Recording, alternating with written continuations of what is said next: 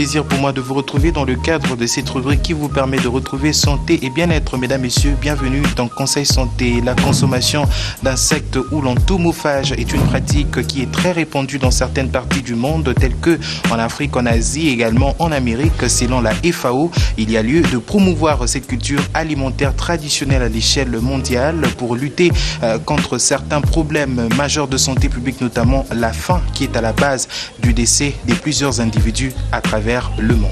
Ce numéro de Conseil Santé va justement faire un état des lieux sur les bienfaits de cette denrée et même la probabilité ou encore la possibilité d'élevage des insectes. Et nous verrons également quels sont les défis actuels liés à la culture d'insectes. Et ce sera à travers cette interview que nous avons eue avec le professeur Yanju de l'Université de Kinshasa. Lorsqu'on regarde d'emblée, on a l'impression que pour certains, dans d'autres pays, on pense que c'est par manque de nourriture qu'on peut manger les insectes. Mais quand je regarde le cas de notre pays, c'est à cause du goût même des insectes. Tous les insectes comestibles goûtent plus que des autres animaux. Pour améliorer l'alimentation, il faut que dans l'assiette, on retrouve les 6 éléments nécessaires de la nutrition. Avec les insectes, ça a plusieurs avantages. Nous avons par exemple, dans tous les insectes, on trouve les protéines qui contiennent les éléments nécessaires qui aident l'homme ou le consommateur à le protéger contre les maladies, à lui donner des éléments pour la synthèse de ses constituants. Chez les enfants, ça aide à la croissance. Et ces protéines, lorsque nous comparons 100 grammes par exemple de chenilles, ils vont jusqu'à 60% de protéines, surtout quand il s'agit de chenilles séchées. De la même manière aussi, si je prends les grillons,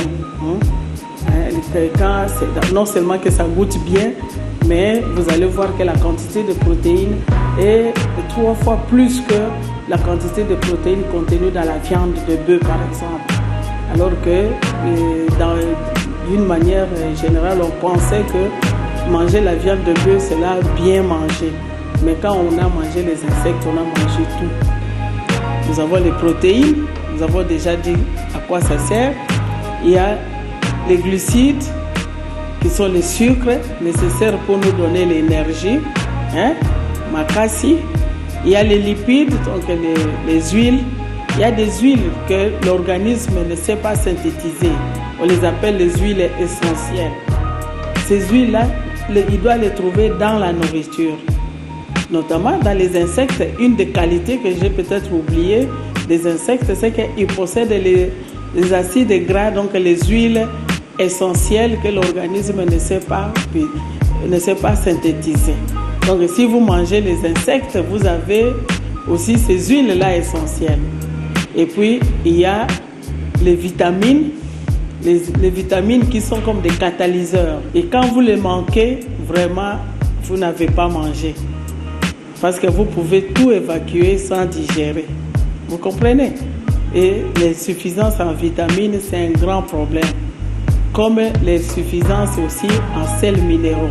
Mais au-delà de ça, il y a d'autres éléments. J'ai parlé par exemple du fer. Ce qui fait les athées, et c'est l'anémie. Vous voyez, quand une personne manque le fer dans son corps, il est anémié. Et chez les enfants, un enfant qui a la carence en fer, c'est un enfant qui a l'anémie. Il manque la capacité d'attention et de rétention. La consommation d'insectes n'a pas d'inconvénient, sauf si vous présentez des allergies. Certaines personnes sont allergiques à certains insectes. Par exemple, il y a des chenilles. Il y a des chenilles où les gens sont parfois allergiques aux chenilles. Ils peuvent avoir des inflammations dans la bouche ou bien avoir des éruptions au niveau de la peau, tout simplement parce qu'ils ont mangé une chenille quelconque. D'une manière générale, les insectes se nourrissent de feuilles, donc ils ont des arbres spécifiques. Quand on parle de déboisement de la ville de Kinshasa, par exemple, ou dans dans les provinces, là où on a trop exploité le bois, on a dans la plupart des cas aussi détruit tous ces arbres qui contribuent à faire grandir ces insectes-là.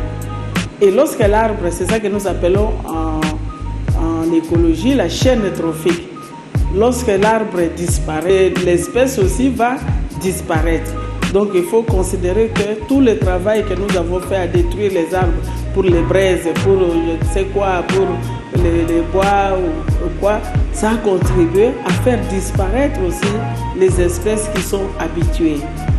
Deuxièmement, d'une manière générale, toutes les productions biologiques est cyclique, comme vous l'avez dit, c'est-à-dire qu'il y a une période où ça couvre, une période où ça pond, une période, et tout cela se fait d'une manière cyclique. Et la production se faisant sur les arbres ou sur les plantes, les herbes, parce qu'il y a des herbes aussi à chenilles. Il y a des chenilles de tout petites là, par exemple vertes, elles poussent dans les herbes qu'on appelle les herbes à chenilles. Maintenant, qu'est-ce qui arrive? Dans d'autres pays, on a développé les mécanismes. Et même dans notre pays, il y a dans certains coins, on est en train d'étudier la possibilité de rendre la production des insectes permanente. Et ceci n'est possible que grâce à la recherche scientifique.